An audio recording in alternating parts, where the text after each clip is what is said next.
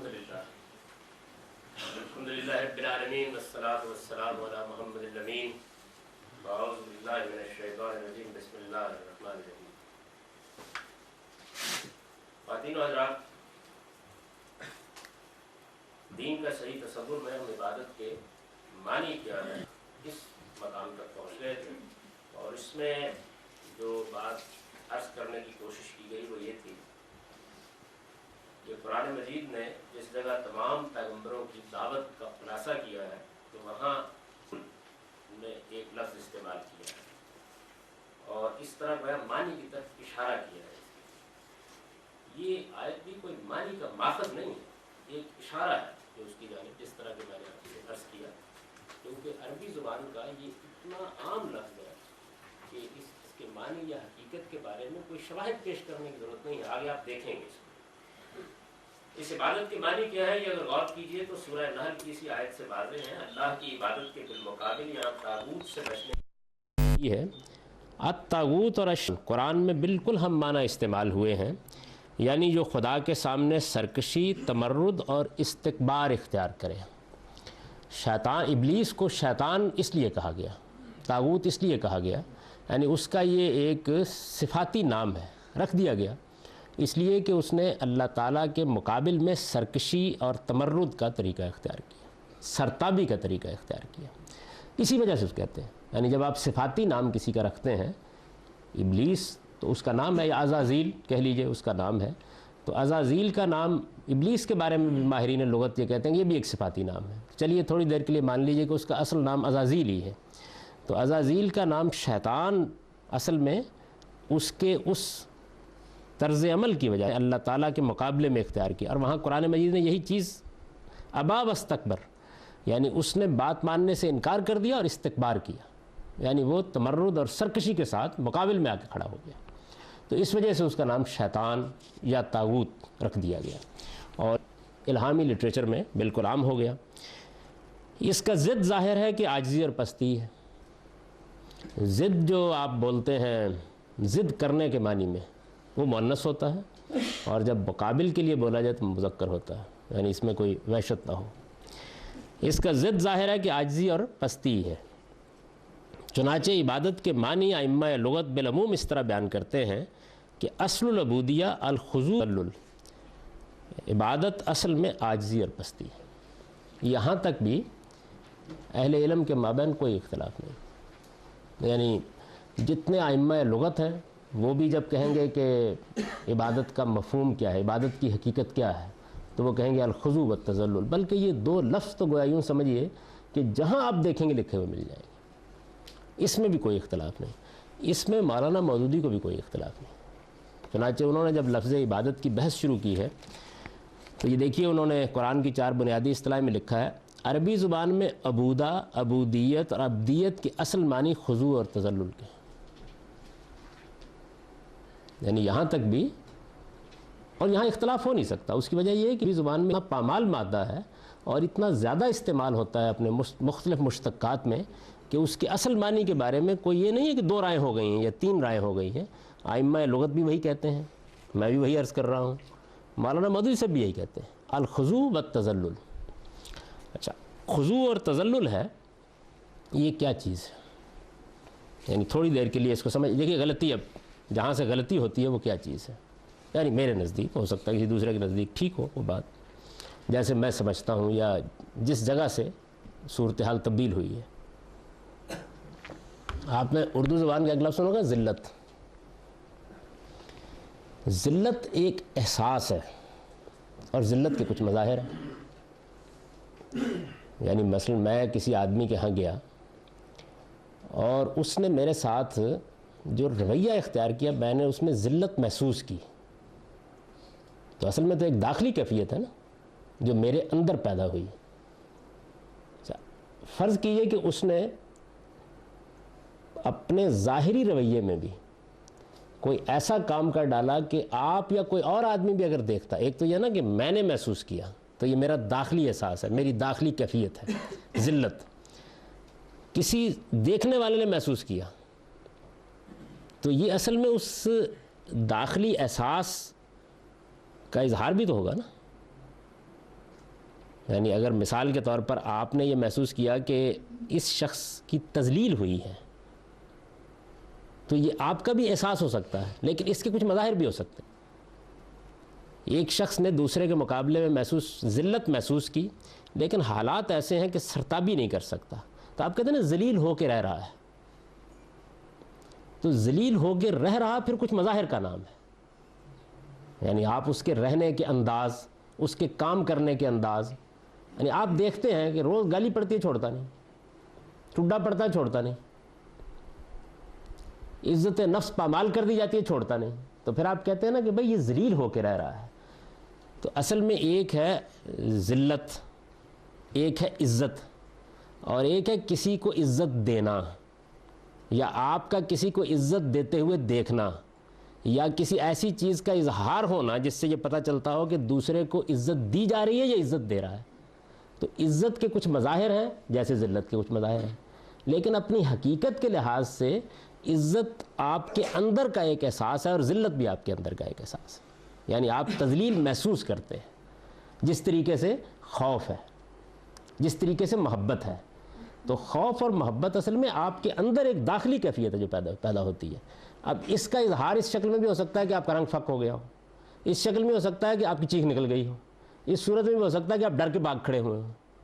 مثال کے طور پر سیدنا موسیٰ کا واقعہ بیان کیا جاتا ہے نا کہ جیسے ہی انہوں نے آگ دیکھی اور اللہ تعالیٰ نے ان کے ساتھ مکالمہ شروع کیا اور ان کا عصا سانپ بن گیا تو ولّا مدبرا، بھاگ کھڑے ہوئے۔ یعنی ایک خوف کی کیفیت طاری ہوئی۔ آپ کو خود زندگی میں، مجھے بھی، آپ کو بھی یہ تجربہ ہوا ہوگا کہ ایک احساس ہوتا ہے، بسا اوقات ہم اتنا قابو پا لیتے ہیں خوف کے احساس کے اوپر کہ خارج میں نہیں احساس ہوتا کہ ہم خوف زدہ ہیں۔ کئی بار تجربہ ہوا ہوگا۔ اچھا، یہی صورتحال آپ دیکھیں محبت کی ہوتی ہے، یہی غصے کی ہوتی ہے، یہی نفرت کی ہوتی ہے۔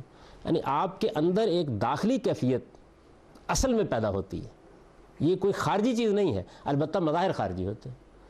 وہ خوف زدہ کرنے والے کے حوالے سے سکتے ہیں، وہ خوف زدہ ہونے والے کے حوالے سے بھی ہو سکتے ہیں، وہ محبت کرنے والے کے بھی حوالے سے ہو سکتے ہیں، اور جس سے محبت کی جا رہی ہے اس کے حوالے سے بھی ہو سکتے ہیں۔ مظاہر ہوں گے۔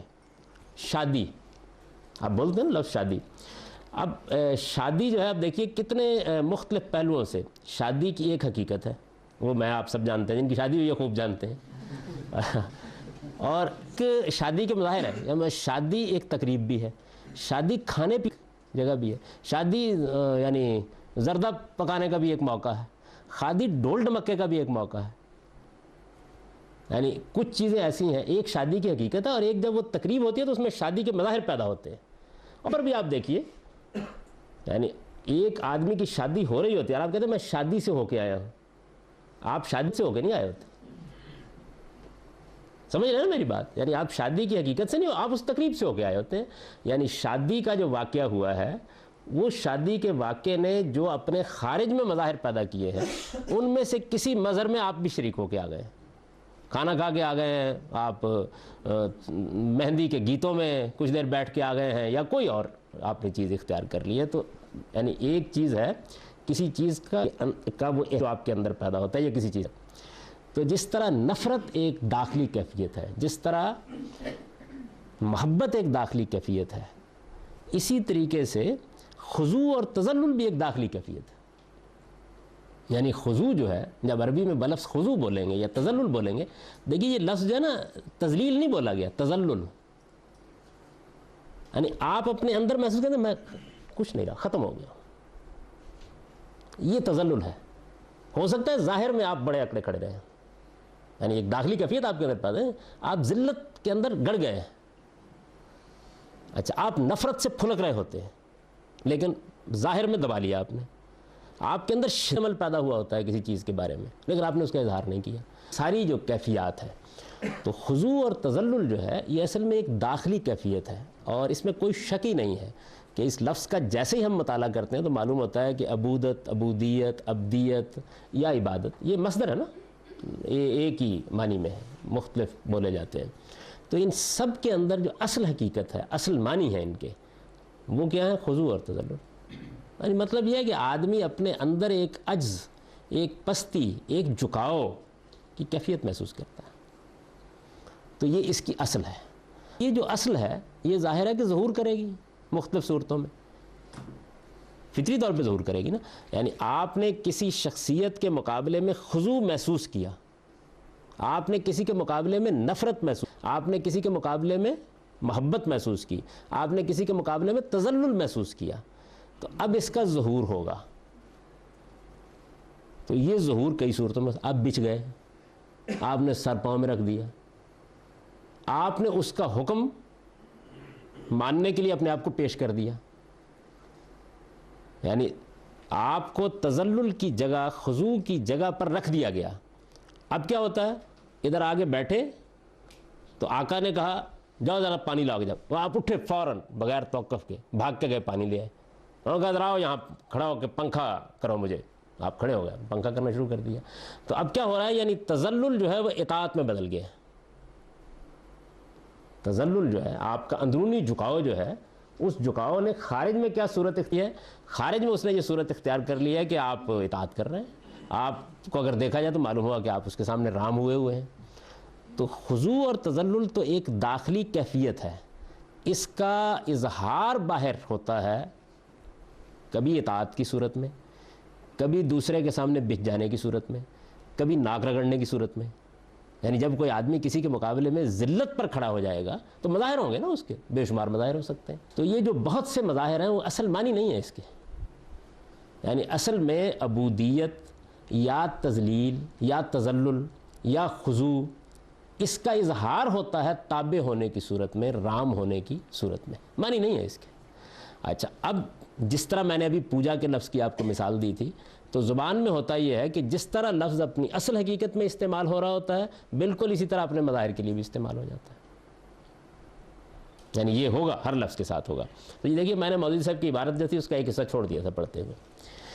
عربی زبان عبودیت کے اصل معنی خضوع اور تذلل کے ہیں, ٹھیک ہے, بالکل اس میں کوئی اختلاف نہیں ہے. اب دیکھیے انہوں نے اس کے بعد کیا کیا, وہ تو خضوع اور تذلل تو دونوں عربی کے لفظ ہیں نا, یعنی تابع ہو جانا, رام ہو جانا. یعنی یہاں ہوا یہ ہے کہ جو معنی ہے, اردو میں معنی بیان ہونے چاہیے تھے نا.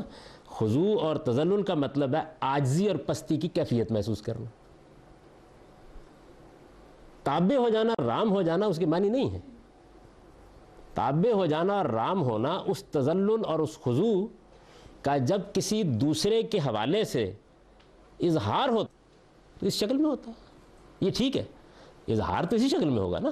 یعنی میرے سامنے جب کوئی آدمی, جس آدمی کو میں نے دیکھا کہ بھئی یہ جو شخص ہے, میں نے یہ تو دوسرے کے سامنے دم ہلاتا پھر رہا ہے,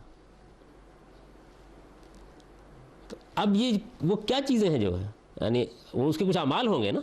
یہ اعمال تابع ہونے کی صورت میں بھی ہو سکتے ہیں, رام ہونے کی صورت میں بھی ہو سکتے ہیں, اطاعت میں بھی ہو سکتے ہیں, ایک بات سن کے فوراً بھاگ اٹھنے کے معنی میں بھی ہو سکتے ہیں کہ آپ تعمیل حکم کے لیے کھڑے ہو جاتے ہیں. اختلاف آپ دیکھتے نہیں کر رہا آدمی, نامعقول سے نامعقول. وہ آپ لوگوں میں سے کسی نے انور مسعود کی نظم سنی ہوگی, یاد ہے نا, جس میں ایک صاحب جو ہے وہ جو ہاں سنی ہوئی ہے نا, وہ پنجابی زبان کی بڑی کلاسیکی چیزوں میں سے ہے. تو اس میں چودھری صاحب جو ہیں وہ اپنے مظاہرے سے پوچھتے ہیں کہ آج کیا پکائیں, اور اس کے بعد جو مظاہر سامنے آتے ہیں وہ یہ ہے کہ بس جو اشارہ ابرو ہو جاتا ہے اس کے ساتھ رائے تبدیل ہوتی چلی جاتی ہے. تو اب یہ جو رائے کے تبدیل ہونے کی وہ جو تصویر سامنے آتی ہے نا آپ کی, یعنی آدمی ابھی رتب اللسان تھا بنٹی کے حق میں اور ابھی اس کے نقائص بیان کر رہا ہے, ابھی بینگن کا قصیدہ کہا جا رہا تھا اور ابھی اس پر نفرین بھیجی جا رہی ہے. یہ جو سب کچھ آپ نے دیکھا ہے, یہ کیا چیز ہے؟ یہ اصل میں اس تذلل کا جو وہ چودھری کے مقابلے میں رکھتا ہے اس کا اظہار ہے. تو اظہار ہے تابع ہونا, اظہار ہے رام ہونا, یہ معنی نہیں ہے.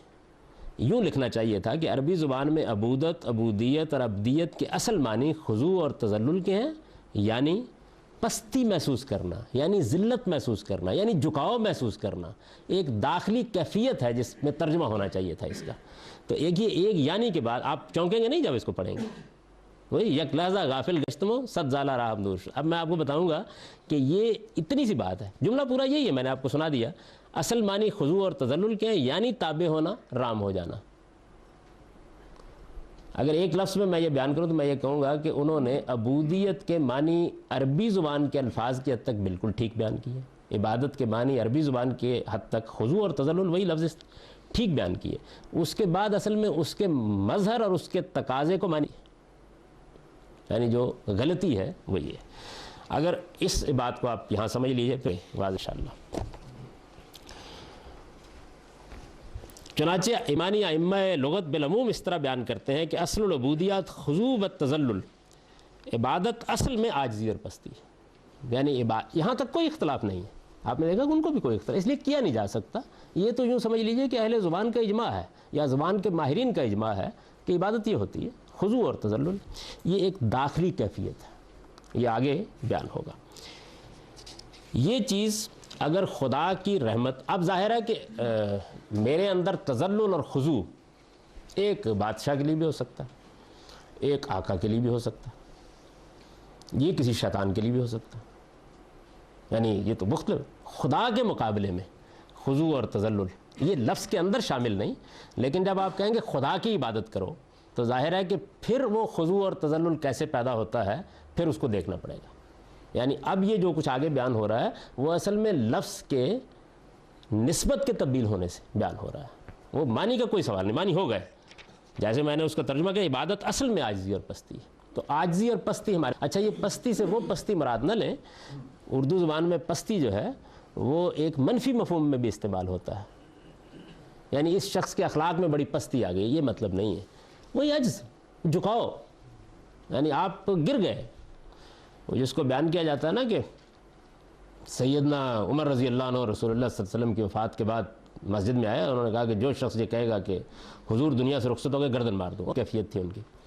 تو جب سیدنا ابو بکر صدیق نے یہ کی تو وہ کھڑے ہوئے اور انہوں نے اس موقع کے اوپر کوئی 2-4 منٹ کی گفتگو کی، اور اس میں انہوں نے کہا وہ یعنی تھوڑی سی گفتگو کرنے کے بعد صورتحال انہوں نے دیکھ لی، عمر بہت بڑے آدمی تھے، انہوں نے کہا یہ تو مسئلہ پیدا ہو گیا، تو لوگ جمع ہوئے تھے، ظاہر ہے کہ ایک بڑا حادثہ ہو گیا تھا، تو انہوں نے جو گفتگو کی تو اس کے آخر میں قرآن کی وہ آیت پڑھی کہ جو شخص اللہ کی بندگی کرتا تھا اسے معلوم ہونا چاہیے کہ خدا حی و قیوم ہے، اور جو محمد کی بندگی کرتا تھا اسے معلوم ہونا چاہیے کہ وہ مر گئے، یعنی یہ بڑی سخت صورتحال انہوں نے بیان کی، اور آیت بھی اسی طریقے سے پڑھ دی۔ حضرت عمر جو ہیں وہ خود اپنی کیفیت بیان کرتے ہیں کہ جب وہ آیت پڑھتے چلے گئے تو مجھے یہ محسوس ہوا کہ آج ہی نازل ہوئی ہے، قرآن میں ہے وہ آیت، آدمی کو تنبہ نہیں ہوتا، اور پھر میں اپنے یعنی پاؤں کے اوپر گرتا چلا گیا، یعنی میں کھڑا نہیں رہ سکا، یعنی یک بیک وہ جو ایک آدمی کے اندر کیفیت پیدا ہوتی ہے، ایک داخلی جھکاؤ، یہ کیا ہو گیا ہے یہ صورتحال، تو اس صورتحال کو گویا انہوں نے بیان۔ اصل میں جب ہم کسی ہستی کے مقابلے میں، وہ ہستی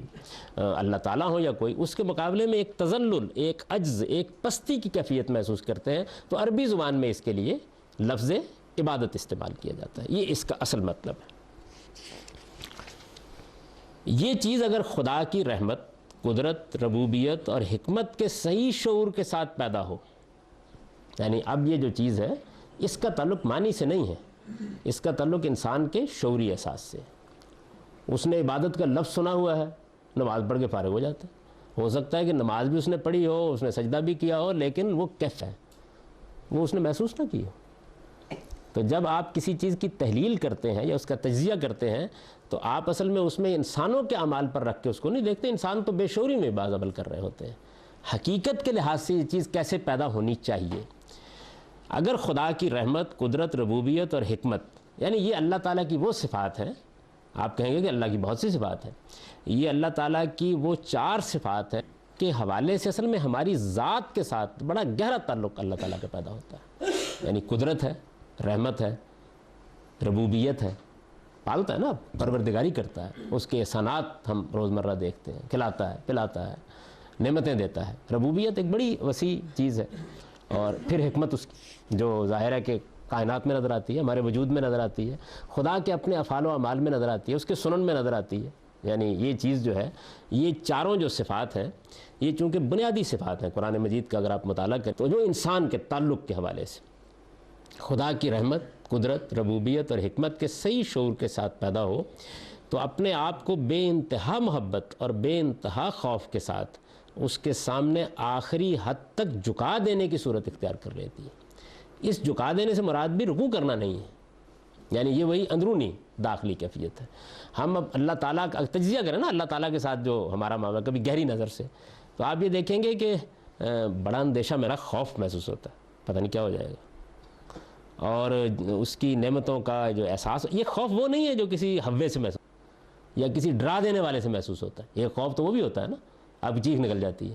نہیں، اندیشہ ہے بڑا شدید انتہائی، اور اس کے ساتھ بڑا تعلق بھی محسوس ہوتا ہے. یعنی ایک مالک ہے ہمارا، پروردگار ہے، منعم ہے، نعمتیں دیتا ہے، اور جب اس کی رحمتیں ہوتی ہیں، شکر کے مواقع پیدا ہوتے ہیں، تو یہ محبت بڑا ظہور کرتی ہے موقع کے اوپر. یعنی آپ بیماری کی کیفیت سے نکلتے ہیں، آپ کسی بڑے حادثے سے بچتے ہیں، تو اس موقع پر بڑی نمایاں ہو جاتی ہے. یا آپ کو کوئی یک بیک اللہ تعالیٰ کی عظیم نعمت مل جاتی ہے، تو آپ نے دیکھا ہوگا نا کہ ایک بڑی عجیب کیفیت آدمی کے اندر اللہ تعالیٰ کے بارے میں پیدا ہوتی ہے. تو آدمی کے اندر، اور اسی طریقے سے گناہ ہو جاتا ہے. یعنی دو مواقع ہوتے ہیں جب محسوس ہوتی ہے یہ چیز. اگر آدمی سلیم الفطرت ہو، کوئی بڑی غلطی، بڑا گناہ، بڑی زیادتی ہو جاتی ہے، تو ایسے لگتا ہے کہ جیسے ایک بڑا شدید کہ کیا بنے گا، یعنی سامنا ہو گیا. یہ کسی ہوے کا ڈر نہیں ہوتا، سامنا ہو گیا تو کیا گزرے گی ہمارے ساتھ. اور بالکل اسی طریقے سے جب نعمت ملتی ہے، جب اس کی شفقت کا ہم احساس کرتے ہیں، تو ایک خاص طرح کی محبت محسوس ہے. یعنی یہ ظاہر ہے کہ دو جذبے ہیں، ہمارے پاس کوئی اور الفاظ نہیں ہیں ان کو بیان کرنے کے لیے. ہو سکتا ہے کہ کوئی بہتر الفاظ اس کے معاملے میں کسی اور زبان میں ہو، لیکن ہماری جو زبان ہے اس کے اندر محبت اور خوف ہی میں اس کو تعبیر کیا جا سکتا ہے. ایک غیر معمولی تعلق کا احساس ہم دیکھتے ہیں بہت سے مواقع پر، غیر معمولی تعلق کا احساس. یعنی بعض اوقات ایسے لگتا ہے جیسے اللہ تعالیٰ نے آ کر آسمان سے ہمارے سر پر شفقت کا ہاتھ رکھ دیا ہے. تو آدمی کے روئے روئے میں ایک احساس شکر، ایک احساس محبت، ایک احساس تعلق، کیسا میرا پروردگار ہے، کیسی اس کی نعمتیں ہیں میرے اوپر. یہ چیز آدمی کے اندر پیدا ہوتی ہے. اور جیسے ہی غلطی ہوتی ہے، کوتاہی ہوتی ہے، پیشی کا احساس ہوتا ہے. یہ آپ نے محسوس کیا ہوگا کہ ایک بندہ مومن جو ہے، یعنی اگر صحیح شعور کے ساتھ زندگی بسر کر رہا ہو، تو آپ تجزیہ کر کے دیکھیں، وہ موت کے جو حادثہ ہے اس سے نہیں ڈرا رہا ہوتا اسے، یعنی اس کے نتیجے سے خوف آ رہا ہوتا ہے کہ میں جب پیش ہوں گا تو پتہ نہیں کیا اثاثہ لے کے جا رہا ہوں، وہاں اللہ تعالیٰ کے ساتھ کیا معاملہ ہوگا. تو اس طرح کے مواقع ہیں جن پر آپ اس جذبے کو محسوس کرتے ہیں. اور پھر کبھی اس کا اندر اتر کے جائزہ لیں تو خوف کی وہ آخری حد ہوتی ہے جو محسوس ہو رہی ہوتی ہے.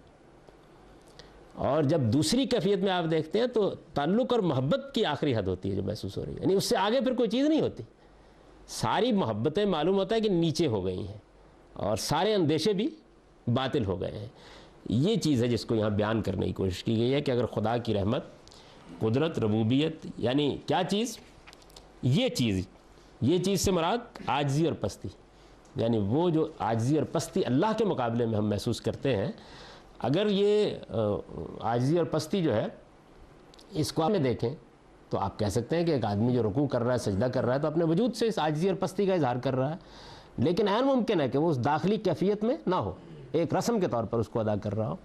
اگر یہ خدا کی قدرت، رحمت، قدرت، ربوبیت کے صحیح شعور کے ساتھ پیدا ہو، تو اپنے آپ کو بے انتہا محبت اور بے انتہا خوف کے ساتھ اس کے سامنے آخری حد تک جھکا دینے کی صورت اختیار کر لیتی ہے. خشوع، خضوع، اخبات، انابت، خشیت، تضرع، قنوت، یہ قرآن مجید اس کیفیت کو بیان کرتا ہے. یعنی یہ الفاظ ہیں جو اگر قرآن میں دیکھیں نا، مثلا وہ کہے گا کہ اللہ کے بندے اس کے سامنے اختیار کرنے والے ہوتے ہیں، اللہ کے بندے اس کے سامنے خضوع اختیار کرنے والے ہوتے ہیں، اللہ کے بندے اس کی طرف انابت اختیار کرتے ہیں، وہ مخبتین ہیں، وہ یتضرعون، تضرع اختیار کرتے ہیں، وہ قنوت اختیار کرتے ہیں. یعنی یہ مختلف تعبیریں ہیں جو اصل میں اس کیفیت کو قرآن بیان کرتا ہے. ایک تو ہے نا مظاہر اس کے، تو قرآن مجید اللہ تعالیٰ کے ساتھ جو ہمارا تعلق ہے عبودیت کا، جو بندگی کا تعلق ہے یا عبادت کا تعلق ہے، عبادت اپنی حقیقت کے لحاظ سے، اب اس کو تعبیر کرے گا. ہم نے اس کو تعبیر کیا خضوع اور تذلل میں، تو قرآن مجید اس کے لیے خضوع کا لفظ بھی استعمال کرتا ہے، خشوع کا لفظ بھی استعمال کرتا ہے، اخبات اور خشیت کا لفظ بھی استعمال کرتا ہے، اور قنوت اور تضرع کے الفاظ بھی استعمال کرتا ہے. یعنی ان کے سامنے قرآن پڑھا جاتا ہے تو یہ تضرعون کوئی خارج نہیں ہے، ایک داخلی کیفیت ہے جو آپ اپنے اندر محسوس کرتے ہیں. یہ سب الفاظ قرآن میں اسی حقیقت کی تعبیر کے لیے ہوئے ہیں. یعنی یہی جو اندرونی جھکاؤ ہے، اندرونی پستی ہے آدمی کی. نماز میں خشوع ہونا چاہیے، تو نماز میں جو خشوع ہے وہ آپ کی ایک داخلی کیفیت ہے. کس کے سامنے؟ ایک اندیشے کی کے سامنے, ایک خوف کی کیفیت کس کے سامنے؟ خدا کے سامنے آپ محسوس کرتے ہیں. یہ سب الفاظ قرآن میں اسی حقیقت کی تعبیر کے لیے استعمال ہوئے ہیں. یہ دراصل ایک داخلی کیفیت ہے. یعنی یہ اصل بات کہنا مقصود ہے کہ عاجزی اور پستی جو ہے اس کے مظاہر تو ہوتے ہیں, بہت سے ہوتے ہیں, لیکن اصل میں یہ دراصل یعنی یہ حقیقت میں ایک داخلی کیفیت ہے جو انسان کے اندر پیدا ہوتی اور اس کے نہا خانہ وجود کا احاطہ کر لیتی. میں نے اس کی کچھ مثالیں دی ہیں کہ وہ مواقع کون سے ہوتے ہیں جب ہم اس کو محسوس کرتے ہیں. یعنی وہ مواقع جو انتہائی اللہ تعالیٰ سے خوف کے مواقع آتے ہیں ہماری زندگی میں, اللہ تعالیٰ کے ساتھ انتہائی تعلق کے مواقع, بڑی محبت محسوس ہوتی ہے, بڑی شفقت محسوس ہوتی ہے, بڑی نعمت کا احساس ہوتا ہے, بڑی رحمت کا احساس ہوتا ہے, اور اس موقع کے اوپر ایک بے پایاں بے کنار محبت آدمی امٹتی ہوئی محسوس کرتا ہے. اور ایسے ہی خوف میں بعض اوقات آپ محسوس کریں. ایک تو وہ خوف میں نے عرض کیا نا کہ جو کسی ڈراؤنی چیز کو دیکھ کے نہیں, یعنی اس کے حضور میں پیشی کا اندیشہ, اس لیے کہ جواب دہی کہ احساس کی وجہ سے وہ پیدا ہوتا ہے. اللہ تعالیٰ کا سامنا کرنا ہے, ایک دن وہ ہوگا اور ہم ہوں گے. تو یہ کیفیت جو ہے اس داخلی کیفیت ایک ہی بات ہے, یعنی اس میں کوئی نئی بات نہیں کہی گئی. معنی کو اللہ تعالیٰ کے حوالے سے بیان کر دیا گیا. یعنی وہ عاجزی اور پستی جو ہے وہ اللہ تعالیٰ کے حوالے سے ہم کیوں محسوس کرتے ہیں؟ اس لیے محسوس کرتے ہیں نا کہ بے پایاں قدرت, بے مت, یعنی ہمارا احاطہ کیے ہوئے اور ایک ایک عمل میں غیر معمولی حکمت. کبھی آپ دیکھیے نا ایک انسان کا وجود ہے تو آپ اس کو میز کے اوپر کھول دیتے ہیں, جب ڈاکٹر لوگ اس کو دیکھتے ہیں یا تجزیہ کرتے ہیں اس کا, تو اس کے بعد یعنی قدرت کا احساس آسمان کو دیکھ کے زیادہ پیدا ہوتا ہے. وہاں حکمت کا بڑا غیر معمولی اثر. یہ کیا چیز ہے, یعنی کیا چیز ہے, کیا توازن ہے, کیا احساس ہے, کس طریقے سے ایک ایک چیز کو متعلق کیا گیا ہے. یعنی ہم جو اس کو, اور پھر جب ایک ماہر طب بتاتا ہے ہم کو کہ دیکھیے یہ ایک نس, یہ دیکھیے ایک شریان, یہ دیکھیے خون کی گردش کا ایک طریقہ, یہ دیکھیے جگر کا ایک فعل, یہ کیسے عجیب و غریب طریقے سے متعلق ہوا ہوا. تو اگر کبھی دیکھنا ہو تو خدا کی دیکھنے کے لیے, یعنی کیسے حکیمانہ طریقے سے اس نے چیزوں کے درمیان ربط پیدا کیا ہے. کائنات ذرا بڑی وسیع ہے, بڑی بے پناہ حکمت ہے اس میں, لیکن وہ آئنسٹائن کی کتاب میں زیادہ نظر آتی ہے, دیکھنے میں کم نظر آتی ہے. تو انسان تو سامنے پڑا ہوا ہوتا ہے. اچھا, انسان اپنے اندر بھی اگر دیکھے تو اس چیز کو محسوس کرتا ہے. تو اللہ تعالیٰ کی اصل میں یہ وہ صفات ہیں, رحمت, قدرت, ربوبیت اور حکمت, یہ اصل میں ہمارے خدا کا تصور ہے جو ہمارے ذہن میں آتا ہے. یعنی خدا کا تصور ہمارے ذہن میں کسی شخصیت کے طور پر تو نہیں آتا نا, اونچا ہے, لمبا ہے, بیٹھا ہوا ہے, اٹھا ہوا ہے, یہ تو نہیں آتا, اس لیے کہ ہم نے اس کو نہیں دیکھا. تو اللہ تعالیٰ ہمارے ساتھ متعلق ہوتے ہیں یا اپنی قدرت کے پہلو سے, یا اپنی رحمت کے پہلو سے, یا اپنی ربوبیت کے پہلو سے, یا اپنی حکمت کے پہلو سے. تو یہ جو تعلق ہمارے اندر پیدا ہوتا ہے یہ پھر ڈھل جاتا ہے بے انتہا محبت میں, بے انتہا خوف میں, اور اس کے نتیجے میں وہ جھکاؤ کی کیفیت, وہ پستی کی کیفیت, وہ عجز کی کیفیت پیدا ہوتی ہے. قرآن اس کو ان اصطلاحات سے تعبیر کرتا ہے, خشوع, خضوع, اخبات, انابت, خشیت, تضرع, قنوت. یہ کوئی نئی بات نہیں کہی کہ خدا کے تعلق سے اس عاجزی اور پستی کو بیان کر دیا گیا. یعنی اسی بات کو جو معنی ہے عبادت کے, یہ دراصل ایک داخلی کیفیت ہے جو انسان کے اندر پیدا ہوتی ہے اور اس کے نہا خانہ وجود کا احاطہ کر لیتی ہے. یعنی پھر آپ جائزہ لے کر دیکھیں تو آپ محسوس کریں گے کہ اگر کبھی اس وقت دیکھیں جب آپ اللہ تعالیٰ سے حقیقی خوف محسوس کر رہے ہوں, اور کبھی اس وقت دیکھیں جب اللہ تعالیٰ سے حقیقی محبت محسوس کر رہے ہوں, تو ایک لمحہ ہوتا ہے, ہو سکتا ہے ایک لمحہ ہی ہو کسی کے لیے, ہو سکتا ہے کہ چند لمحے ہو سکتا ہے کہ کوئی گھنٹے 2 گھنٹے بھی یہ کیفیت رہے. ایسے معلوم ہوتا ہے کہ جس طرح اس وقت اور کچھ باقی نہیں رہا.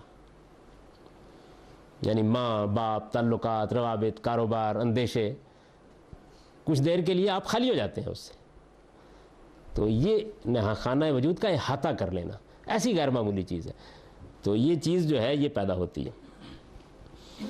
ذکر, شکر, تقوی, اخلاص, توکل, تفویض اور تسلیم و رضا, یہ سب عبد و معبود کے مابین اس تعلق کے باطنی مظاہر ہیں. یعنی اب یہ ہے کہ وہ خوف جو ہے وہ پھر اندر کچھ صورتیں اختیار کرتا ہے, کچھ صورتیں باہر اختیار کرتا ہے, کچھ صورتیں اندر اختیار کرتا ہے.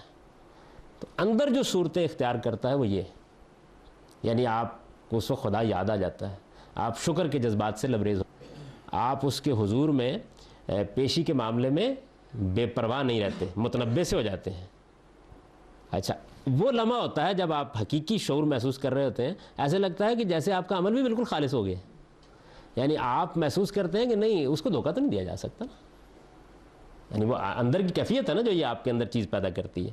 اچھا، اگر فرض کر لیجئے کہ اس موقع کے اوپر آپ کو کوئی اقدام کرنا ہے تو پھر یہ توکل اور تفویض اور تسلیم و رضا میں تبدیل ہو جاتے ہیں۔ یعنی یہ ایسا نہیں ہے کہ ہر موقع کے اوپر آپ ان چیزوں کو ایسے ہی محسوس کر رہے ہوتے ہیں، انہی مواقع کے اوپر دیکھیے وہ ہوتی ہیں ہمارے اندر، اصل میں اس وقت ان کا ظہور ہو جاتا ہے، خدا یاد آ جاتا ہے، یک بیک یاد آ جاتا ہے۔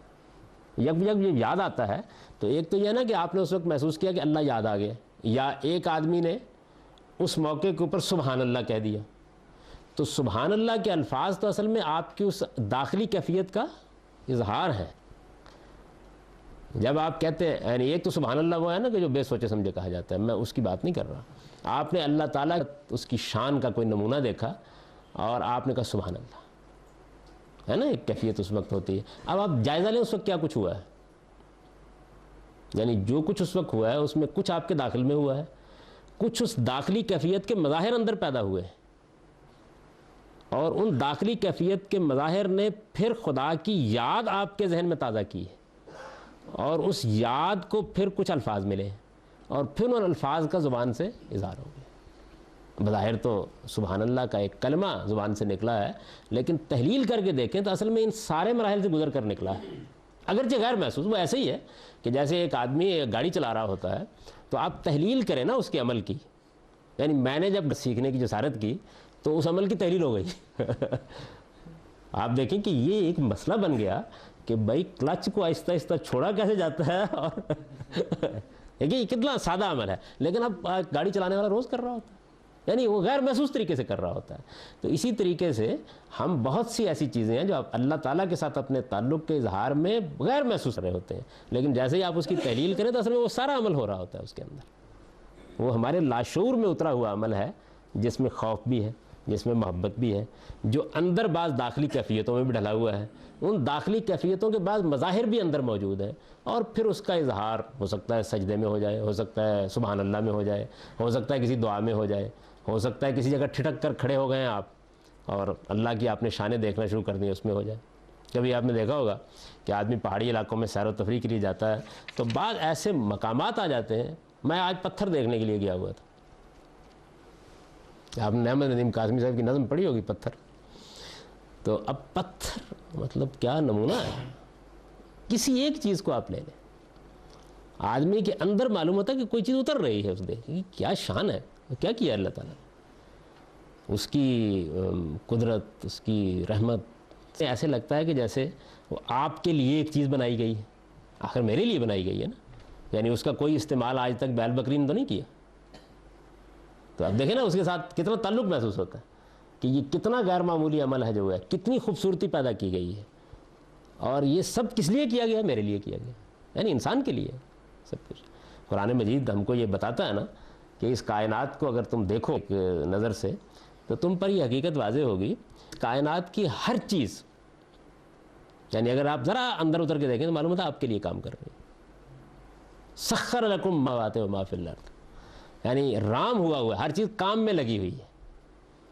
سورج جو ہے یعنی وہ اور بھی بہت سے کام کرتا ہوگا، لیکن آپ کبھی اپنے حوالے سے دیکھیں کتنی دور ہے، کتنا غیر معمولی اس کا وجود ہے، اور وہ کیا کر رہا ہے آپ کے لیے۔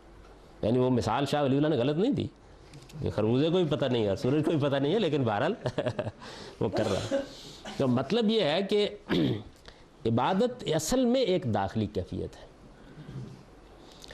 یہ کیفیت ہمارے اندر پیدا ہوتی ہے، تو قرآن اس کی بھی کچھ تعبیریں اختیار کرتا ہے، وہ تعبیریں وہ ہیں خشوع، خضوع، اخبات وغیرہ، یہ اندر ہمارے بعض جذبات و احساسات پیدا کرنے کا باعث بنتی ہے، وہ مظاہر ہیں اس کے، باطنی مظاہر، ان کے لیے بھی قرآن کچھ تعبیریں اختیار کرتا ہے۔ یعنی یہ جو بات ہے یہ محض کوئی منطقی بات نہیں ہے، بلکہ قرآن کو جب ہم پڑھتے ہیں تو وہ اللہ تعالیٰ کے ساتھ ہمارے عبودیت کے تعلق کو مختلف پہلوؤں سے بیان کرتا ہے۔ کبھی بیان کرتا ہے اس کی حقیقت کے لحاظ سے، کبھی بیان کرتا ہے اس کے باطنی مظاہر کے لحاظ سے، اور کبھی بیان کرتا ہے اس کے خارجی مظاہر کے حوالے سے، یعنی ظاہر ہے ہر پہلو سے بیان کرے گا۔ تو یہ میں نے اس کو بالکل کیٹیگرائز کر دیا ہے کہ داخلی کیفیت کو جب وہ الفاظ دیتا ہے تو یہ دیتا ہے، اور جب اس کے مظاہر جو باطن میں ہوتے ہیں ان کو الفاظ دیتا ہے تو یہ دیتا ہے۔ یہ سب عبد و معبود کے مابین اس تعلق کے باطنی مظاہر ہیں۔ اب آگے اس کی تشریح کی ہے میں نے۔ اس کے معنی یہ ہیں کہ بندہ اس تعلق میں اپنے پروردگار کی یاد سے اطمینان حاصل کرتا، اس کی عنایتوں پر اس کے لیے شکر کے جذبات کو اپنے اندر ایک سیل بے پناہ کی طرح امٹتے ہوئے دیکھتا، اس کی ناراضی سے ڈرتا، اسی کا ہو رہتا، اس کے بھروسے پر جیتا، اپنا ہر معاملہ اس کے سپرد اور اپنے پورے وجود کو اس کے حوالے کر دیتا، اور زندگی میں ہر قدم پر اس کی حاصل کرنے کے لیے بےتاب رہتا ہے۔ یہ کیفیت ہمہ وقت ہم میں سے کسی کو بھی حاصل نہیں ہوتی، یعنی جب شعور بیدار ہوتا ہے، مختلف مراحل آتے ہیں تو ان میں سے کوئی نہ کوئی چیز پیدا ہو جاتی ہے۔ یعنی اگر آپ جائزہ لے کے دیکھیں، یہ اندر ہوتی ہے، اندر کہیں گڑی ہوئی ہوتی ہے، لیکن کبھی ہم مظاہری میں الجھے ہوئے ہوتے ہیں، کبھی اس کے ہم باطنی کیفیتوں میں ڈوب جاتے ہیں، اور کبھی یعنی آپ یہ دیکھیں گے کہ وہ محض مراسم میں ڈلی ہوئی ہوتی ہے۔ موقع پر کبھی دیکھیے نا آپ، یعنی جائزہ لے کے دیکھیے تو ہم نماز پڑھنے کے لیے نکل رہے ہوتے ہیں تو بھئی ایک خدا کے سامنے جا رہے ہوتے ہیں نا، ہمیں نماز بھی پڑھنا ہوتی ہے، وہاں جا کر ہم نے اللہ تعالیٰ کے احکام کے تحت کچھ آداب بھی بجا لانے ہوتے ہیں، تو کبھی وہ محض مظاہر ہوتے ہیں، کبھی ذرا سی اندر توجہ ہو جائے تو پھر وہ سب کچھ نظر آ جاتا ہے۔ یعنی عمل جو ہو رہا ہوتا ہے تو بظاہر یہ ہے کہ آپ نے بہت اچھے کپڑے پہنے ہوئے ہیں اور آپ نے بچوں کو کی انگلی پکڑی ہوئی ہے اور آپ عیدگاہ کی طرف جا رہے ہیں، اور نماز میں آپ جا کے کھڑے ہو گئے ہیں، امام صاحب نے خطبہ پڑھ دیا ہے، یہ مظاہر ہے۔ لیکن ان مظاہر کے پیچھے اگر آپ جھانک کر دیکھیں تو یہ سب کچھ ہے۔ توجہ ہوگی نمودار ہو جائے گا، توجہ نہیں ہوگی تو مظاہر جیسے آپ گاڑی چلاتے ہیں آپ سے آپ ہوتے رہتے ہیں۔ تو یہ جو میں نے چیزیں بیان کی اصل میں وہ ذکر، شکر، تلاش، توکل، تفویض اور تسلیم و رضا کے معنی ہے، اس کے معنی کر دیے میں نے، اور کچھ نہیں ہے، بات وہیں ختم ہو گئی ہے۔ ابھی تک ہم باطن میں کھڑے ہیں، یعنی عبادت ایک داخلی کیفیت ہے۔ یہ داخلی کیفیت کیا ہے؟ خضوع اور تذلل۔ ہمارے اندر یہ اگر صحیح شعور کے ساتھ پیدا ہو، خدا کی صحیح معرفت کے ساتھ پیدا ہو، خدا کی صحیح پہچان کے ساتھ پیدا ہو، اور وہ قرآن کی روح سے صفاتی ہے، یعنی اللہ تعالیٰ کے صفات کو ہم محسوس کرتے ہیں اپنی ذات کے ساتھ متعلق، اور اس سے ہمارے اندر اس کی معرفت پیدا ہوتی ہے، تو بے انتہا محبت اور بے انتہا خوف کے ملے جلے احساس کے ساتھ ایک جھکاؤ اور پستی کی صورت میں نمودار ہو جاتی ہے، یعنی وہی عاجزی اور پستی۔ اس کے لیے پھر میں نے بتایا کہ قرآن مجید کی تعبیریں کیا ہیں، اور پھر ایک فرق کیا ہے کہ خشوع باطنی کیفیت ہے، اور ذکر یا شکر یا تقوی اس باطنی کیفیت کا اندرونی اظہار ہے۔ یہاں ذکر سے مراد یاد ہے، وہ نہیں جو ذکر کرتے ہیں آپ، وہ ایک اور چیز ہے، یعنی وہ اب الفاظ میں ڈل گیا، وہ تو اصل میں ذکر کا خارجی ظہور ہے۔ یہاں ذکر سے مراد یاد، یعنی خدا یاد آ جاتا ہے نا، یہ ایک اندر باطن میں آپ کی کیفیت، یہ باطنی مظاہر ہے۔ تو گویا ہمارے سامنے ایک ہے عبادت کی حقیقت، ایک ہے اس کے باطنی مظاہر، اور اب ہم کہاں پہنچے؟ ظاہری۔ انسان کے ظاہری وجود میں اس تعلق کا ظہور جن صورتوں میں ہوتا ہے ان کے بارے میں قرآن کا ارشاد ہے۔ یہ یعنی میں نے قرآن مجید کی آیت نقل کر دی کیونکہ خاص موقع پر قرآن مجید نے اس کو ایک پیدا ہونے والی کیفیت کے ظہور کی صورت میں بیان کیا ہے، اس لیے اس کا انتخاب کیا ہے، ورنہ بڑی سادہ سی چیز ہے۔ یعنی ظاہر ہے کہ وہ باطنی مظاہر جو ہے وہ خارج میں انسان جب سے دنیا میں رکوع میں ڈھلے ہیں، سجود میں ڈھلے ہیں، یعنی خارج میں وہ اسی صورت میں ڈھلتے ہیں۔ انما یؤمن بآیاتنا الذین اذا ذکروا بها خروا سجدا وسبحوا بحمد ربهم وهم لا یستکبرون تتجافى جنوبهم عن المضاجع يدعون ربهم خوفا وطمعا ومما رزقناهم ينفقون۔ یعنی یہ صحابہ کرام کی کیفیت ہے، جب ان کے سامنے، اصل میں ہمارے سامنے تو دین توارث سے آ رہا ہے نا۔ آپ سوچئے نا تھوڑی دیر کے لیے کہ آدمی جس کو قرآن نے سورہ فاتحہ میں بیان کیا ہے کہ خدا کا بندہ جو ہے وہ 6 صدی میں ہاتھ اٹھا کے کھڑا ہے اور یہ کہہ رہا ہے کہ پروردگار تیری ربوبیت میں کوئی شک نہیں، میں جانتا ہوں کہ تو مالک یوم الدین ہے، لیکن یہ کیا ہو گیا ہے؟ یعنی یہود کی طرف دیکھتا ہوں اور نصارہ کی طرف دیکھتا ہوں، یہی ہے نا تیری دعوت کے علمبردار، ایک طرف ظالین کھڑے ہیں، دوسری طرف مغضوب علیہم کھڑے ہیں، تو یہ دینا صراط المستقیم، بتا راستہ سیدھا کون سا ہے؟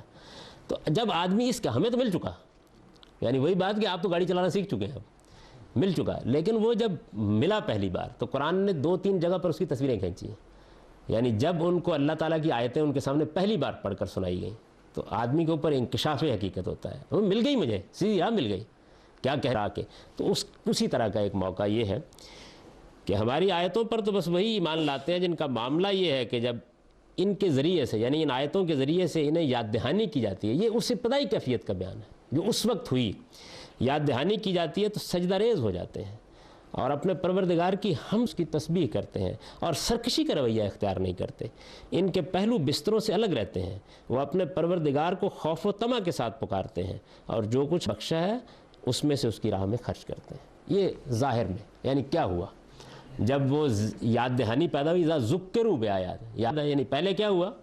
پہلے یہ ہوا کہ وہ داخلی کیفیت پیدا ہوئی، اس داخلی کیفیت نے ایک باطنی مظہر کی صورت اختیار کی، وہ اللہ کی یاد ہے، وہ معلوم ہے ہمارا پروردگار، یعنی وہی خدا کا تصور، وہ ایک باقاعدہ یاد کی صورت میں قرآن کی تذکیر کے نتیجے میں ڈھل گیا، اور پھر اس کے نتیجے میں جو کچھ ظاہر ہوا وہ کیا تھا؟ سجدہ، تحمید، تسبیح۔ اب بھی ایسے ہی ہوتا ہے، یعنی اگر آپ غور کر کے دیکھیں تو کیا چیز ہوتی ہے، ہمیں کوئی بڑی نعمت ملتی ہے تو جی چاہتا ہے اپنے رب کے سامنے سجدہ ریز ہو جائے۔ اچھا، اسی طریقے سے اللہ کی کوئی شان دیکھتے ہیں تو کہیں سبحان اللہ۔ اچھا، خوف کا اظہار سب سے بڑھ کر ہوتا ہے، موت کا موقع ہوتا ہے نا، انا للہ و انا الیہ راجعون، یعنی اس موقع کے اوپر اصل میں ہم تفویض، سپردگی، یہ سارا اظہار کر رہے ہوتے ہیں۔ یہ جو کلمات ہماری زندگی میں پھیلے ہوئے ہیں، اسی طرح اعتماد جو ہوتا ہے، انشاءاللہ کل آئیں گے جی، یعنی یہ ہے تو ایک جملہ، انشاءاللہ، ماشاءاللہ، الحمدللہ، یہ جو کلمات ہماری مسلمانوں کی زندگی میں اب تو بےمانی نکلتے رہتے ہیں، وہ کہتے ہیں کہ عرب جب انشاءاللہ کہتے ہیں تو مطلب کام نہیں کرنا، تو یہ ایک الگ چیز ہے، لیکن آپ ان کے کلمات کے اندر اگر اتر کر دیکھیں تو اصل میں یہ اسی یعنی خدا کے ساتھ ہمارے تعلق کا اظہار ہے، یہ اس کا ظاہر ہے، تو وہ حمد میں ڈھلے گا، وہ تسبیح میں ڈھلے گا، وہ تحلیل میں ڈھلے گا، ذکر کی مختلف صورتیں، اب ذکر باہر آ گیا ہے، یعنی خدا کی یاد نے الفاظ کی صورت اختیار کر لی ہے، وہ سجدے میں ڈھل جائے، وہ رکوع میں ڈھل جائے، یعنی یہ اس کے مظاہر ہیں۔ یہ رکوع و سجود، تسبیح و تحمید، دعا و مناجات، یعنی یدعون ربہم خوفا و طمعا، اور خدا کی خوشنودی حاصل کرنے کے لیے اس کی راہ میں انفاق، یہی اصل عبادت ہے، یعنی یہاں عبادت سے مراد ظاہر میں، وہاں انسان کے ظاہری وجود میں جب عبادت آتی تو وہ یہ صورت اختیار کر لیتی ہے۔ باطن اس کا کیا تھا؟ جھکاؤ اور پستی اور عجز کی ایک داخلی کیفیت، اس کے باطنی مظاہر کیا تھے؟ ذکر، شکر، تقوی، اخلاص، توکل، تفویض، یہ دیکھنے کی چیزیں نہیں ہیں، یہ ہم اندر محسوس کرتے ہیں، خدا پہ بھروسہ، اندر کی ایک کیفیت ہے نا۔ اب اس کا ظہور کس شکل میں ہوتا ہے؟ اللہ کے ساتھ ہمارے تعلق کا جو ظہور ہے وہ ان صورتوں میں ہوتا ہے، یہی اصل عبادت ہے۔ لیکن انسان چونکہ اس دنیا میں اپنا ایک عملی وجود بھی رکھتا ہے، یعنی اب نوعیت یہ نہیں ہے کہ انسان نے حمد کر لی، تسبیح کر لی، تحمید کر لی، کسی جنگل میں بیٹھا ہوا ہے، کیا کر رہا ہے تو سجدہ کر لیا۔ انسان کا معاملہ یہ ہے کہ وہ چونکہ اس دنیا میں اپنا ایک عملی وجود بھی رکھتا ہے، اس وجہ سے اپنے ظہور سے آگے بڑھ کر یہ عبادت انسان کے اس عملی وجود سے متعلق ہوتی اور اس طرح پرستش کے ساتھ اطاعت کو بھی شامل ہو جاتی۔ یعنی اب جیسے ظہور ہو رہا ہے نا، ایک داخلی کیفیت جھکاؤ کی پیدا ہوئی، نیت نے کچھ باطنی مظاہر پیدا کیے، اس نے پھر کچھ خارجی مظاہر پیدا کیے، اور پھر جب وہ خارجی مظاہر پیدا کیے تو ان میں سے ذرا آگے بڑھ کر، چونکہ ہم کو عملاً زندگی بسر کرنی ہے، تو اگر وہ آقا، وہ مالک، وہ خالق کوئی حکم دے دے تو اطاعت میں ڈل جائے، یہی ہوگا نا۔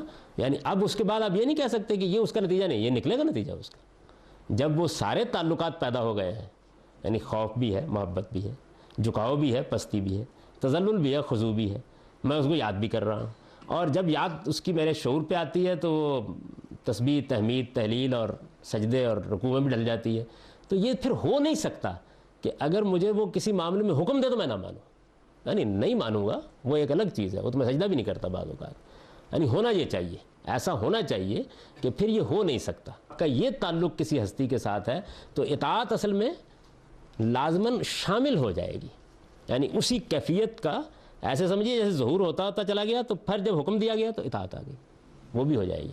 لیکن آپ محسوس کریں گے کہ داخلی کیفیت جو ہے وہ دائمی ہے، باطنی مظاہر جو ہیں یہ تنبؤ سے پیدا ہوتے ہیں، خارجی جو چیزیں ہیں وہ اس تنبؤ کا اظہار کرتی ہیں، اور اطاعت کا مسئلہ اس وقت پیدا ہوتا ہے جب حکم دیا جائے۔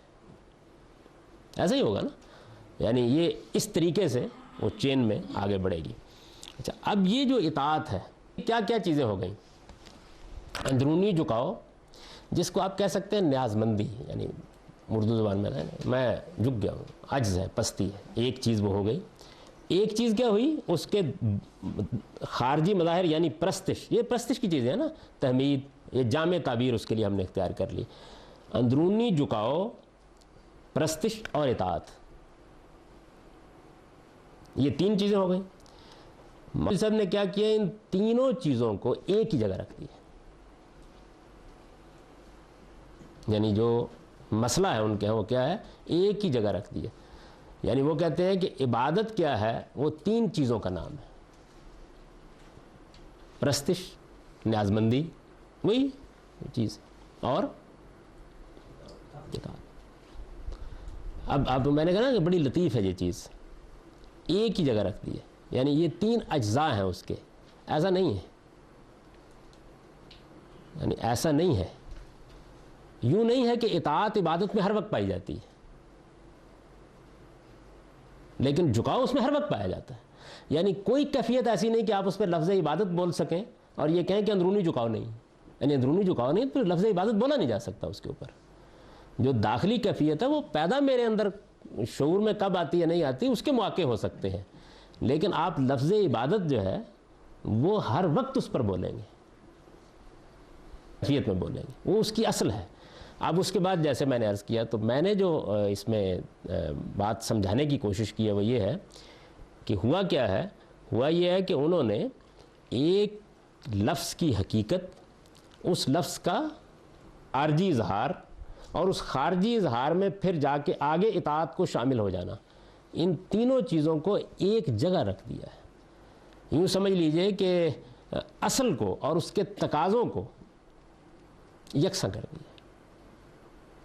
اس کی میں نے مثال دی تھی، شاید اس سے بہتر کوئی مثال ابھی تک بھی مجھے نہیں معلوم ہو سکی ہے، تو ذرا ایسی کہ جس کو بیان کرنے میں حجاب ہوتا ہے، لیکن اس سے آپ سمجھ سکتے ہیں۔ یعنی ایک مرد و عورت کا جو شادی کی صورت میں تعلق پیدا ہوتا ہے، ایک اس کی حقیقت ہے، بیان کرنے کی ضرورت تو نہیں ہے نا، ایک اس کی حقیقت ہے، وہ اس کی اصل ہے۔ اب وہ اصل جو ہے وہ اس تعلق کو کے کچھ مظاہر بھی رکھتی ہے، ان میں سے ایک مظہر یہ بھی ہے کہ بیوی شوہر کی اطاعت کرتی ہے، یعنی اطاعت شادی نہیں ہے۔ اگر میں اپنی بات سمجھ، اطاعت ہے شامل اس میں، یعنی جو شوہریت کا تعلق پیدا ہوتا ہے وہ اس صورت میں بھی ڈھل، اس کا یہ بھی نتیجہ نکلتا ہے، وہ اس تقاضے کو بھی پیدا کر دیتا ہے نا۔ قرآن مجید نے بیان کیا نا، فالصالحات قانتات، چنانچہ صالح بیبیاں جو ہیں وہ قانتات ہوتی ہیں۔ تو یہ کیا ہے؟ یہ اصل میں اس تعلق کا ایک تقاضا ہے۔ لیکن اگر آپ الٹ کے دیکھیں، اس کو میں نے ایک اور بحث میں بھی مخدومی ڈاکٹر اسرار احمد صاحب کو سمجھانے کی کوشش کی تھی، وہ ہے چھپی ہوئی علامات میری کتاب جو اس میں ہے۔ رسول اللہ صلی اللہ علیہ وسلم نے فرمایا ہے کہ ہجرت یہ ہے کہ تم گناہ کو چھوڑ کر نیکی کی طرف نکل جاؤ۔ یہ اصل میں ہجرت کی حقیقت نہیں ہے، یعنی یہ ایک کیفیت ہے جو ایک آدمی خدا کے لیے اپنا وطن چھوڑ کے نکل رہا ہے تو پھر اس کے اندر پیدا ہونی چاہیے، یعنی گویا تقاضا ہے اس کا۔ یعنی یہ کیا بات ہوئی کہ اللہ کے لیے وطن چھوڑ کر آپ مدینہ جا رہے ہیں اور اللہ ہی کی نافرمانی کرتے ہوئے جا رہے ہیں۔ تو انہوں نے یہ بیان کیا تھا کہ ہجرت کی قسمیں ہیں، تو انہوں نے کہا ہجرت پہلی قسم یہ ہے کہ آپ چھوڑ دیں، تو میں نے عرض کیا تھا کہ نہیں، یہ ہجرت کی قسم نہیں ہے. چنانچہ اس کی میں نے ایک مثال دی سمجھانے کے لیے کہ رسول اللہ صلی اللہ علیہ وسلم کی ایک حدیث ہے کہ المسلم من سلم المسلمون من لسانہ و یدہ، مسلمان وہ ہے جس کی ہاتھ اور زبان سے دوسرے لوگ محفوظ رہیں. یہ مسلمان کی صفت ہے، یعنی ایک اچھے مسلمان کے ہاتھ اور زبان سے لوگوں کو محفوظ رہنا چاہیے. اس کو الٹ دیں اور آپ کہیں ہر وہ شخص جس کے ہاتھ اور زبان سے لوگ محفوظ رہیں وہ مسلمان ہوتا ہے. یا مسلمانوں کی کچھ قسمیں ان میں سے ایک قسم یہ بھی ہے. نہیں کر سکتے نا یہ بات. یعنی اصل میں ایک چیز تقاضا ہے، تو تقاضے کو آپ اصل کی جگہ نہیں رکھ سکتے. شادی کی اصل جو ہے وہ مرد و عورت کے تعلق، وہ صنفی کشش ہے. حقیقت کو اگر بیان کرنا ہو کہ بھئی شادی کی حقیقت کیا ہے، تو ایک لفظ، الفاظ اور بھی ہو سکتے ہیں. میں یہ کہوں گا صنفی کشش ہے جو باعث بنتی ہے، جو اصل حقیقت ہے، جو اصل میں اس تعلق کو پیدا کرتی ہے. آپ اس کو نکال لیں، وہ حقیقت ہے، وہ اصل ہے، اس کو ہر حال میں رہنا ہے. اس کے بغیر شادی بے معنی ہے. شادی کوئی چیز نہیں ہے. لیکن جب شادی ہو جاتی ہے تو اس کے کچھ تقاضے پیدا ہوتے ہیں. مثلا اس کا ایک تقاضا یہ بھی ایک اولاد پیدا ہونی چاہیے. لیکن اگر فرض کیجئے اولاد نہ ہو تو آپ کہیں گے شادی نہیں ہوئی. فرض کیجئے کہ ایک عورت جو ہے وہ اپنے خاوند کے ساتھ ذرا سرکشی کا رویہ اختیار کرے، تب بھی حقیقت نہیں مجروح ہوتی. آپ کہتے ہیں کہ نہیں، جو حقیقت ہے اس کا تقاضا نہیں پورا کیا جا رہا. یعنی اگر میں اپنے پروردگار کو معبود مانتا اور میں اس کا بندہ ہوں اور بندگی کے احساس کو اپنے شعور میں اور لاشعور میں محسوس کرتا ہوں اور میرے اندر وہ پستی موجود ہے، مجھ سے گناہ ہو جاتا ہے، غلطی ہو جاتی ہے، تو گناہ اور غلطی کی یہ جو صورتحال ہے، اس میں اطاعت تو نہیں ہوئی نا جب میں نے غلطی کی ہے. اس سے اصل حقیقت مجروح نہیں ہوتی، اس کا تقاضا میں نے پورا نہیں کیا. تو مولانا کا میں نے سمجھانے کی کوشش کر رہا ہوں کہ مسئلہ کیا پیدا ہوا ہے. اچھا آپ کہیں گے کہ یہ اتنی لطیف بحث جو ہے اس کی ضرورت کیا ہے؟ اس سے ان کی پوری کی پوری تعبیر وجود میں آئی ہے. آگے آپ دیکھیں گے، یعنی اسی کے اوپر کسر انہوں نے سارا کا سارا استوار کیا ہے کہ جو اصل عبادت ہے وہ اور اس کا تقاضا، اس کو انہوں نے فہرست بندی کرتے ہوئے ایک جگہ پر رکھ دیا. ایک جگہ پر رکھ دیا. سمجھ رہے نا یہ بات؟ ہمارے استاذ مولانا امین حسن اصلاحی سے کسی نے پوچھا کہ جی دیکھیں بات یہ ہے کہ حکمران تو کسی متقی پرہیزگار آدمی کو ہونا چاہیے نا. مذہبی لوگ تو بڑی بحث کرتے ہیں. انہوں نے کہا ہاں بالکل ہونا چاہیے، لیکن بھائی اصل میں حکمرانی کا مسئلہ یہ ہے کہ اس میں پہلنے کی صلاحیت ہونی چاہیے. یعنی متقی پرہیزگار ہونا جو ہے یہ اس کے اوصاف میں سے، اس کی صفات میں سے ہے. تو انہوں نے بھی وہی مثال دی کہ اگر کوئی آدمی کسی بچی کا رشتہ لینے دینے کے لیے جائے اور آدمی مان کے یہ کیا بندہ ہر وقت مسجد میں رہتا ہے، بڑا متقی پرہیزگار ہے، جی کمانے میں کوئی حد ہی نہیں ہے، دولت بڑی دے رکھی ہوئی ہے. اب آپ نے سب سے بات بیان کیا کہ مرد نہیں ہے. تو یعنی یہ وہ اصل ہے، وہ اصل ہے، یہ اس کے لوازم ہیں، یہ اس کی صفات ہیں، یہ اس کے تقاضے ہیں. تو حضرت عمر کا وہ واقعہ کئی مرتبہ میں نے آپ لوگوں کو سنایا ہے کہ انہوں نے ایک مجلس میں یہ کہا کہ بھئی ایک شہر ہے، میں اسے کسی حکومت کی صلاحیت رکھنے والے کو بھیجتا ہوں تو جو اخلاقی تقاضے ہیں میرے، یعنی میں چاہتا ہوں کہ ایک آدمی تقوی کے ساتھ، خدا خوفی کے ساتھ حکومت کرے، اس میں مسائل پیدا ہو جاتے ہیں. اور اگر کسی آدمی کو متقی پرہیزگار کا انتخاب کرتا ہوں کہ وہ جائے تو وہ کوفے والوں کو سنبھال نہیں سکتا. تو مغیرہ بن شعبہ بیٹھے ہوتے نا وہاں پہ، تو انہوں نے کہا کہ آپ ایسے کیجئے کہ حکومت کی صلاحیت رکھنے والے کسی ایسے آدمی کو بھیج دیے جو ذرا کم متقی اور پرہیزگار ہو. یہ بات ٹھیک ہے، اس لیے کہ وہ ناگزیر ضرورت ہے، یعنی اس کے بغیر تو چلے گی نہیں نا، چلے گا نہیں نظام. اور صاف ہے. تو حضرت عمر نے کہا کہ جاؤ جا کے سنبھال لو.